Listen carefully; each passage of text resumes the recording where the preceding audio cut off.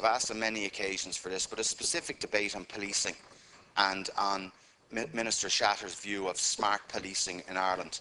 Our gardaí across the country are operating with one hand tied behind their back. They do not have the resources to do their job. The Minister has announced on a number of occasions that he's going to open up recruitment for new gardaí, and he's yet to set a date. And as you know very well, leaders specifically, that any new recruits who go into Templemore, it'll take 2 years for them to come out on the beat. Our Garda fleet is being replaced by commercial vans simply because they can put more mileage on those vans.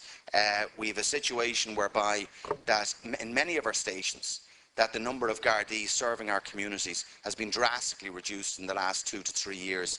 I'll give you one example, Leader, of an area that's Balbriggan that covers 50,000 people, the main station in North County Dublin. On the 2nd of November, just gone, there was one Garda car available for that whole district.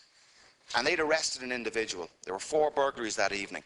And the response time for the calls into the station was 2 to 3 hours. And that's the type of policing that our citizens are getting. And I don't blame the Gardaí for 1 minute on this. They're not being given the support by this minister or by this government to do their job.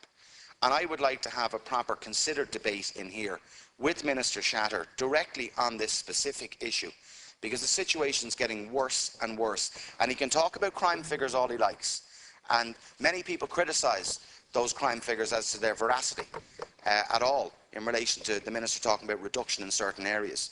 But our guards are at breaking point at the moment, and they need the support of this government and this minister, and they're not getting it. And I would ask you, and I'll conclude on this, Leader, or Cahirlock, I would ask you that between now and the Christmas recess, that you set aside time specifically to debate policing in Ireland, and maybe you can answer me this morning as to what date the government have set aside to start Garda recruitment again.